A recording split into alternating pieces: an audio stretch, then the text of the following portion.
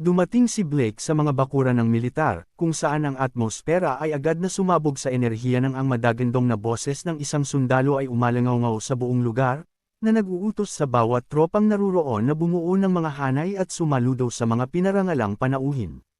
Sa sumunod na sandali, isang dambuhalang alon ng mga sundalo ang kumilos sa perpektong sinkronisasyon, habang ang kanilang mga baluti ay nagkakalantugan kasabay ng pagpapakawala ng libu-libong boses sa isang nagkakaisang sigaw, na sapat ang lakas upang payanigan ang buong paligid.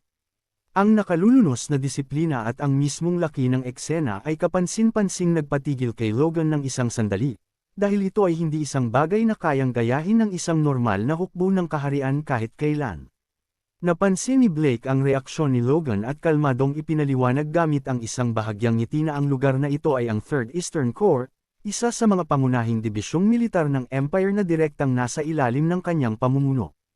Inamin niya na naging mausisa siya kung anong klaseng kahilingan ang gagawin ni Logan pagkatapos dumating sa Empire, ngunit ang pagbisita sa sentrong militar ng silangang rehiyon ay tila kakaibang angkop para sa isang taong tulad nito. Binanggit ni Blake na ang isang sumisikat na batang bayani ay natural na tila mas interesado sa mga hukbo at larangan ng digmaan kaysa sa mga marangyang mansyon o mga piging ng mga noble. Sumagot si Logan ng may kapakumbabaan, na sinasabing ang kanyang teritoryo ay kasalukuyan pa lamang umuunlad, at nais lamang niyang matuto hanggat maaari upang mapatibay ito ng maayos sa hinaharap. Ngunit sa loob-loob niya, ang mga iniisip ni Logan ay mas mabigat kaysa sa ipinapakita ng kanyang kalmadong ekspresyon. Ang mismong sukat ng militar ng imperyo ay takot sa katotohanan. Ang bilang pa lamang ng mga kabalyero na nagtitipon sa harap niya ay lumampas na sa 1,000, at nang magaspang niyang tansyahin ang kabuoang puwersa na nakatalaga sa loob ng 3rd Eastern Corps, kabilang ang mga infantry at mga unit ng suporta, ang bilang ay madaling umakyat lagpas sa 25,000 sundalo. Naramdaman ni Logan ang isang panginginig na dumaan sa kanya habang napagtatanto na ang laki ng hukbo na nais niyang makamit ay napakaliit para sa kanya. Ang isip ni Logan ay napuno ng maraming kalituhan, at ang katotohanan na ang hukbong itinuturing na napakalaki noon sa Voltremin ay esensyal na walang kabuluhan dito. At ang tunay na nakatatakot na bahagi ay ito ay isa lamang sa 8 pangunahing core ng Empire. Ang realisasyong ito ay nagpadama na ang Empire ay mas mukhang isang higanteng makina ng digmaan kaysa sa isang nasyon, na casual lamang na nagkukunwaring sibilisado. Sa pagsubok na mangalap ng impormasyon ng hindi nagmumukhang kainahinala, casual na tinanong ni Logan si Blake kung anong klaseng mga sandata ang pangunahing pinagpapakadalubhasaan ng mga sundalo rito, at maingat na binanggit ang mga crossbow bilang isang halimbawa. Agad na nag-react si Blake nang may malinaw na call-iwan, na halos mukhang neinsulto sa ideyang iyon, at nagtanong kung bakit naman ang imperyo ng Empire ay aasa sa ganoong mga clumsy at hindi efficienteng sandata sa unang dako pa lamang. Mabilis na isinantabi ni Logan ang tanong bilang simpleng kuryosidad lamang, ngunit sa loob-loob niya, isang alon ng kaginhawahan ang tahimik na dumaan sa kanya. Ang nag-iisang reaksyong iyon ay nagkumpirma ng isang napakahalagang bagay. Ang repeating crossbow ay hindi pa lumilitaw sa erang ito, na nangangahulugang nagtataglay pa rin siya ng isang dambuhalang bentahe na wala pang sinuman sa Empire ang nakaiisip man lang. Ang salaysay ay lumipat sa isang buwang paglalakbay patungo sa Azar Ion, kung saan ginugol ni Logan ang halos buong oras ng pagbibiyahe na nakabaon sa loob ng kanyang karwahe habang maingat na binabasa ang isang detalyadong ulat na ipinadala ni Philip. Habang sinusuri niya ang mga nilalaman ng liham, napagtanto ni Logan na halos lahat ng kanyang mga naunang deduksyon ay tama, at ang karagdagang impormasyon na nakalap ni Philip ay lalo lamang nagpatibay sa kanyang mga hinala. Inatasan ni Logan ang merchant group ni Philip na tahimik na mag-imbestiga at palawakin ang kanilang network sa buong Empire, at kung ibabatay sa ulat, si Philip ay kumikilos ng nakatatakot ang bilis, na nagtatayo na ng mga koneksyon at impluwensya sa malalim na bahagi ng imperial na teritoryo, na parang isang gagamba na dahan-daang naghahabi ng kanyang lambat. Hindi mapigilan ni Logan ang humanga. Si Philip talaga ang uri ng tao na kayang kumita ng pera at mangolekta ng impormasyon sa mga lugar kung saan walang normal na tao ang magliligaw sa kanilang sarili sa loob ng 3 araw ng diretsyo. Ang kanyang mga iniisip ay naantala nang ang boses ni Blake ay narinig mula sa labas ng karwahe, na nag-aanunsyo na sa wakas ay nakarating na sila sa Azar Ion. Sa sandaling humakbang si Logan palabas, Ang kanyang buong grupo ay napatigil sa harap ng tanawing naghihintay sa kanila. Nakatayo sa kalayuan ng isang dambuhalang pader na napakalaki kaya halos mukha itong hindi natural, na umaabot ng walang katapusan sa ilalim ng langit habang bahagyang nagliliwanag sa ilalim ng mga layer ng kulay bahagharing liwanag. Habang ang iba ay itinuturing ito bilang isang magandang kahangahangang bagay, si Logan ay nakaramdam ng isang ganap na kakaibang bagay. Para sa kanya, ang mga pader na iyon ay hindi maganda kahit kaunti. Ang mga ito ay isang simbolo ng imperial na dominasyon, isang hadlang na sumisigaw na ang empire ay nakatayo sa itaas ng natitirang bahagi ng kontinente. Napansin ni Blake ang kanilang mga natutulalang ekspresyon at bahagya silang binalaan na kung ang mga panlabas na pader pa lamang ay lubha na silang napahanga ng ganoon, kung ganoon ang kaligtasan sa loob ng Azur Ion nang hindi nawawala ang kalmado ay magiging mahirap, dahil ang kabisera mismo ay mas maringal at mas nakatatakot.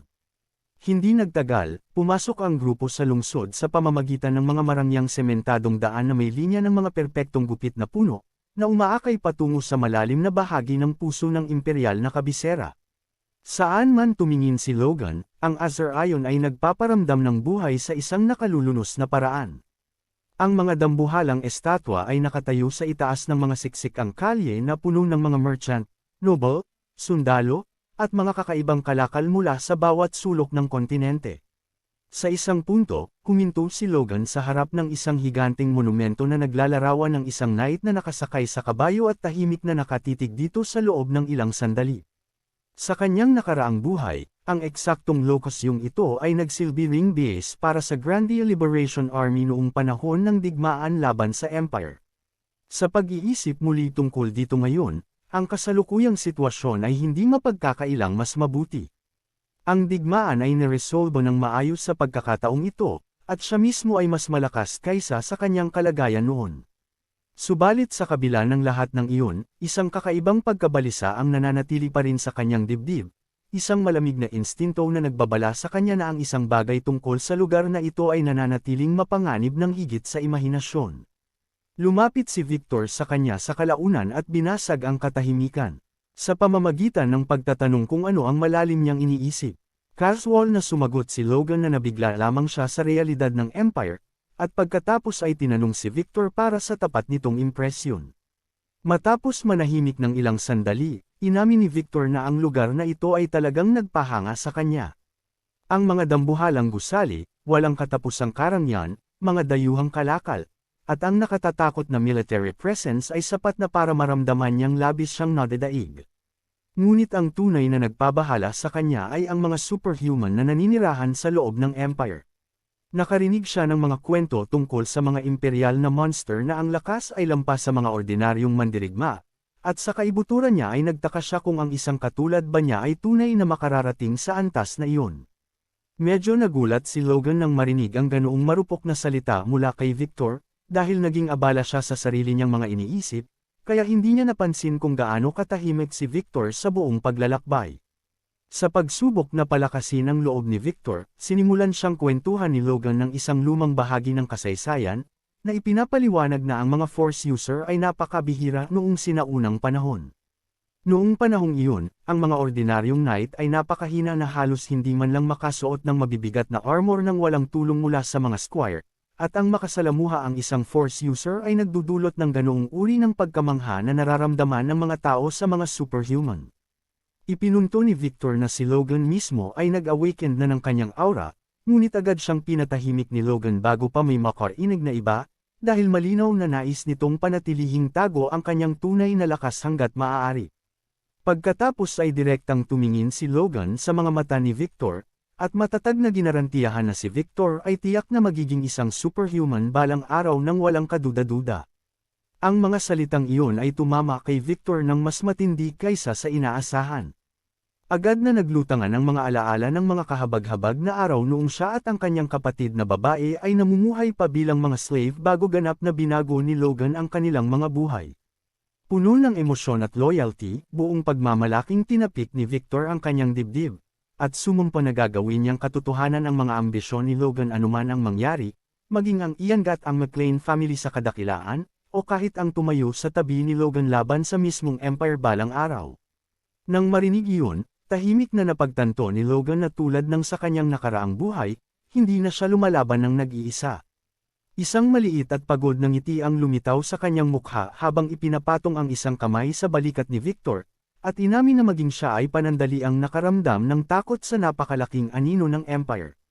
Ngunit matapos huminga ng dahan-dahan, muling nagmatigas ang ekspresyon ni Logan, at ipinaalala sa sarili na hindi ito ang oras para malunod sa nostalgia o takot. Sina Logan at Luther ay dumating sa wakas kasama si Blake sa harap ng dambuhala at marangyang mga pinto patungo sa Imperial Throne Room. Ang atmosfera sa paligid ng pasukan ay sapat ng mabigat upang ang mga veteranong mandirigma ay matens. Kalmadong ipinaalam sa kanila ni Blake na ang kanyang tungkulin bilang escort ay nagtatapos doon dahil ang kanyang kamahalan ay naghihintay sa likod ng mga pintong iyon ng personal. Nagpasalamat si Logan kay Blake sa paggabay sa kanila hanggang dito, at sa kahangahangang pagkakataon, ang mabangis na Imperial General ay nagbaba ng kanyang ulo ng may tapat na paggalang, habang ipinahahayag ang kanyang pag-asa na magkikita silang muli balang araw sa ilalim ng mas mabuting mga sitwasyon sa halip na sa nakasasalat na political atmosphere na ito.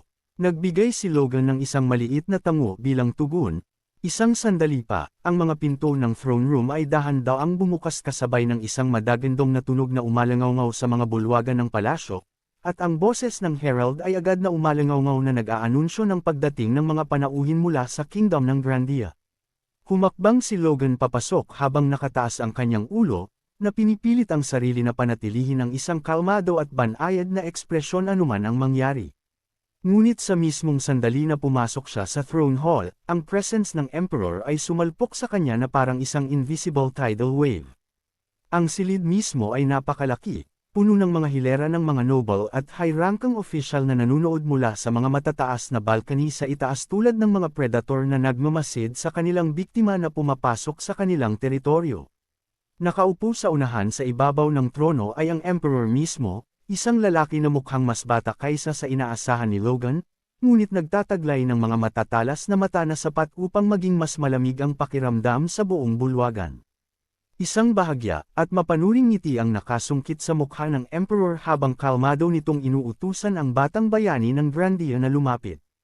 Ang bawat salitang binibitiwan ng Emperor ay nagdadala ng nakatatakot na bigat, na pumipiga sa dibdib ni Logan na tila ba ang hangin mismo ay kumapal. Habang naglalakad si Logan pasulong sa dambuhalang bulwagan, ang mga alon ng nakasasalat na pressure ay patuloy na sumasalpok sa kanya mula sa bawat direksyon. Ang mga noble na nakahanay sa silid ay hayagang nagbubulungan sa kanilang sarili, ang ilan ay kinukutsa ang dambuhalang pangangatawan ni Luther, habang ang iba naman ay ganap na minaliit si Logan dahil sa pagiging mukhang masyadong ordinaryo kumpara sa mga rumor na nakapalibot sa kanya. Ang ilan pa nga ay nagtatanong kung ang isang maliit na kingdom ba tulad ng Grandia ay sapat na mahalaga upang tumayo sa loob ng Imperial Throne Room. Hindi pinansin ni Logan ang panlilibak at nagpatuloy sa paglalakad, ngunit ang atmosfera ay lalo lamang naging mabigat sa bawat hakbang na ginagawa niya papalapit sa trono. Sa kalaunan, maging ang pag-angat ng sarili niyang mga paa ay nagsimula ng maging mahirap, na tila ba may mga invisible chain na humihila sa kanyang katawan pababa sa mismong sahig. At doon ay sa wakas na pagtanto ni Logan ang nakatatakot na katotohanan. Ang mapandurog na pressure na pumupuno sa bulwagan ay hindi nagmumula sa Emperor lamang. Ang kanyang mga mata ay dahan-dahang lumipat patungo sa mga naka-armor na knight na tahimik na nakatayo sa magkabilang panig ng throne room, at ang realisasyon ay agad na nagpadala ng panginginig sa kanya. Ang bawat isa sa kanila ay isang superhuman. Ang absolute elite ng Empire ay nagtipon-tipon sa loob ng hall na ito, at bagaman si Logan mismo ay hindi pa nakare-rating sa antas ng isang transcendent, napipilitan siya ngayon na tiisin ang pinagsamang pressure ng walang katapusang mga monster ng sabay-sabay. Lumingon sa paligid si Logan, habang bahagya lamang na nakatagal sa mapandurog na pressure na bumababa sa silid. Napansin niya na mayroong humigit kumulang 10 tao ang naglalabas ng matinding aura na ito, at hindi bababa sa kalahati sa kanila ang madaling makatapat sa kanyang master. Ipinaalala niya sa kanyang sarili na ang Azure Ion pa lamang ay nagpapasunod na sa 7 Magic Tower. Sa pagitan ng 7 Magic Tower, 8 Eastern Core, at 7 Western Core, kung bibilangan lamang ang kanilang mga leader, aabot iyon sa 32 superhuman. Hindi niya lubos maisip na ang gap sa pagitan nila ay ganito kalawak. Humarap patungo sa Emperor, nagsimulang manginig si Logan. Tumingin pababa mula sa kanyang mataas na trono sa itaas ng lahat, itinaas ng Emperor ang kanyang kamay kasabay ng ilang nagulat na Elder. Gamit ang walang iba kundi ang kanyang purong lakas, pinilit niya si Logan na lumuhad gamit ang pure mana. Namutla si Logan, habang bahagya na lamang nananatiling nakatayo habang ang kanyang paghinga ay naging mabigat at naghahabol. May nakasungkit na matalas ng ngiti, sinabi sa kanya ng Emperor na marami na siyang narinig tungkol sa kanya, at nagtanong kung totoong nakapatay siya ng isang superhuman, bago naghinuhal na nakumpirma lang niya na ang kanyang reputasyon ay hindi isang kasinungalingan. Nabigla, na itanong ni Logan sa kanyang sarili kung sinusubukan lamang ba siya ng Emperor. Habang nasa kanyang mga tuhod pa rin, tumingin siya sa itaas at sinabi sa Emperor na siya ay sadyang sinuwerte lamang, kanyang kamahalan. Sumagot ang Emperor na madali nilang ma-verify ang katotohanan iyon, at tinawag ang isang lalaki na nagngangalang Jerome, na agad namang humakbang pasulong. Nang marinig ang pangalang iyon, mabilis na ipinaling ni Logan ang kanyang ulo, na tila ba kilala niya ito agad, at nagtaka kung ito nga ba ang sikat na si Jerome Decade. Humarap ang Emperor kay Jerome at nagtanong kung bakit hindi siya makipagtuos laban sa kanya, na ginagawang anggulo sa laban ang pagsasagupa ng Rising Star ng kanilang empire laban sa bayani ng Grandia, dahil nais niyang makita mismo kung sino ang mas katangi-tangi. Mabilis na yumukod si Jerome at sumagot, na gagawin niya ang ipinag-utos, kanyang kamahalan. Nagngit-ngit si Logan sa loob-loob niya, galit na napipilitan siyang sumabak sa isang laban sa mismong sandali ng kanyang pagdating, nang hindi man lamang tinatanong. Kinwestiyon niya kung ito ba ang tanging dahilan kung bakit siya imimbita ng Emperor sa unang dako pa lamang, na nag-iisip kung ang lahat ng ito ay para lamang sa sarili nitong aliw. Sa sandaling iyon, humakbang pasulong si Luther at lumuhad, na ikinagulat ni Logan. Ikinatwira ni Luther na dapat isaalang-alang ng kanyang imperial na kamahalan na si Lord Logan ay narito bilang isang kinatawan ng kingdom. At ang ganoong biglaang hiling ay hindi sumusunod sa karaniwang protocol. Ngunit bago pa man niya matapos ang kanyang pangungusap, pinutol siya ng Emperor, at malamig na isinaad na ang inimbita niya ay si Logan McLean. Gamit ang isang malalim at nagbabantang tono, tinanong niya si Luther, na isang magiting na superhuman ng kingdom, kung tumututol ba ito sa kanyang desisyon. Walang kalaban-laban si Luther, at nagsimulang manginig sa mga nakatatakot na salitang iyon. Isang nakasasalat na katahimikan ang bumagsak sa Grand Hall, hanggang sa tumayo si Logan, at nagpahayag na kung iyon ang nais ng kanyang kamahalan, siya ay susunod. Gayunpaman, kung may mangyari mang mga aksidente, tumingin siya sa itaas ng may mabangis na determinasyon sa kanyang mga mata, at idinagdag na nagtitiwala siyang hindi siya ang papapanagutin.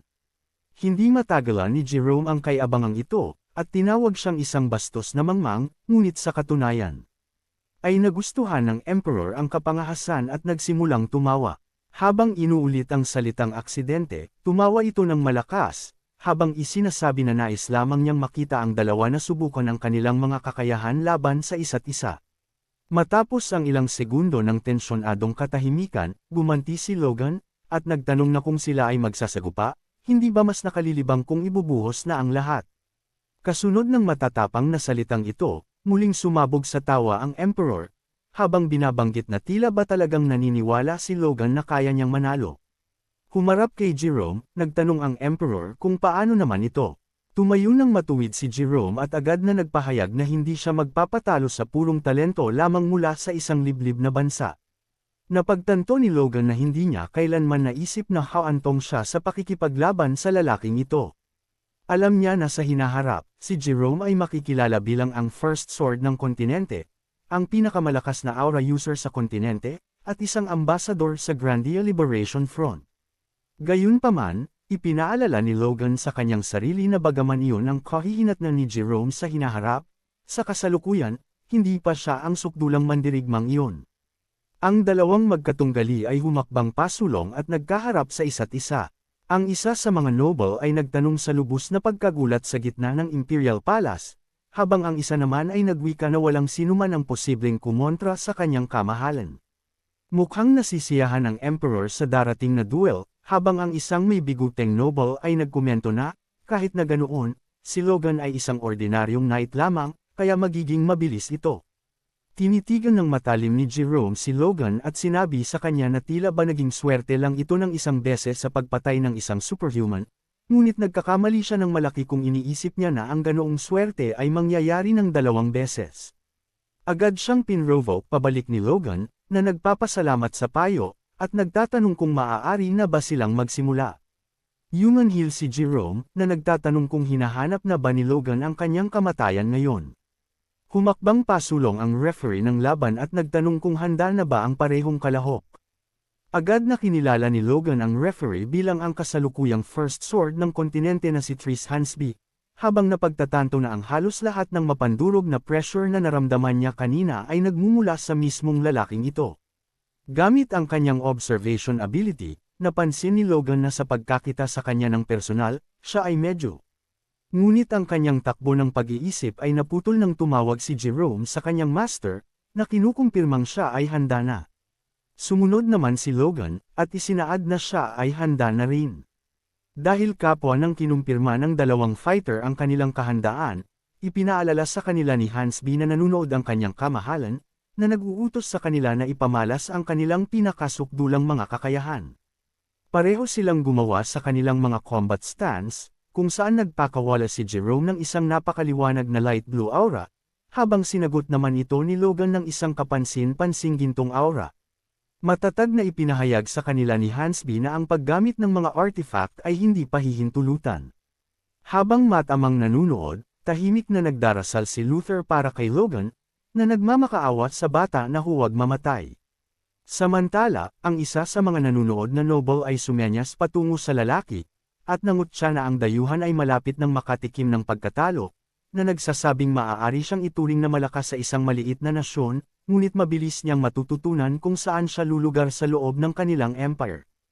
Ang 2 mandirigma ay agad na sumugod sa isa't isa. Eksakto bago sila magsalpukan, sinuri ni Logan ang sitwasyon, habang nalalaman na ang magiging future first sword ng kontinente ay napakalakas, at sa kalagayan niya ngayon, hindi siya maaaring umasang maihambing sa future version na iyon. Ngunit, napansin niya, na tiyak na hindi ganoon ang kaso laban sa kasalukuyang rising star ng Empire.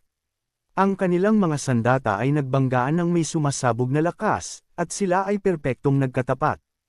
Ang mga shockwave ay gumulong sa karamihan, na nag-iwan sa lahat mula sa mga noble hanggang kay Hansby na tuluyang natulala.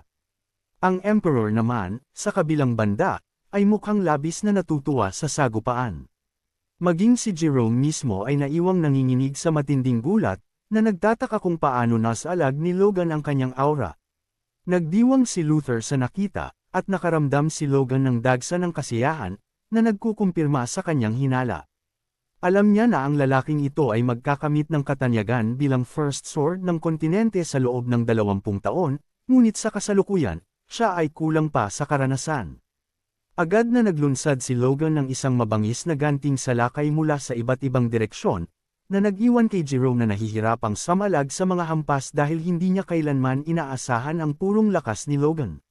Sinubukan ni Jerome ang isang desperadong frontal assault, ngunit yumuko si Logan sa ilalim nito, habang kinakarga ang sarili niyang hampas na direktang nakatutok sa ulo ng kanyang katunggali. Umiwas si Jerome ng may ketiting na puwang, ngunit hindi niya nagawang ganap na matakasan ang hampas, at tinamaan ni Logan ang kanyang ulo, na nagdulot ng pagdugo. Napatingin si Hansby sa gulat habang dumudugo ang sugat ni Jerome.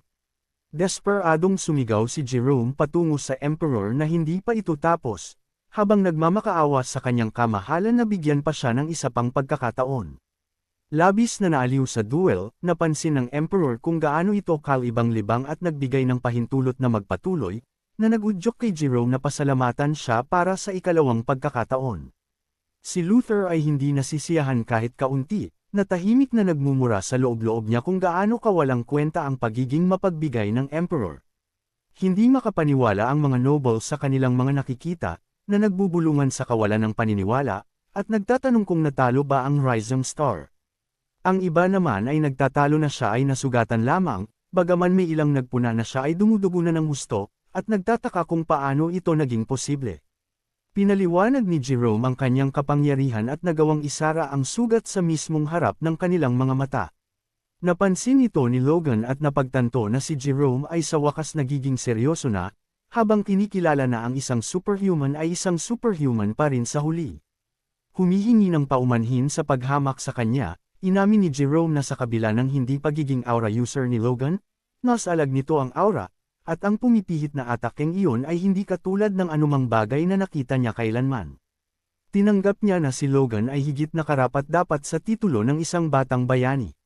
Pagkatapos, nang may ganap na determinasyon habang lumilipat siya sa kanyang pinakamataas na gear, binalaan niya si Logan na mas mabuting ihanda nito ang kanyang sarili para sa kung ano ang susunod na darating. Nananatiling ganap na determinado si Logan. Sinabi niya sa kanyang sarili na ito ang kanyang sukdulang layunin. Dito mismo, sa mismong sandaling ito, lubusan niyang wawasakin ang future first sword ng kontinente.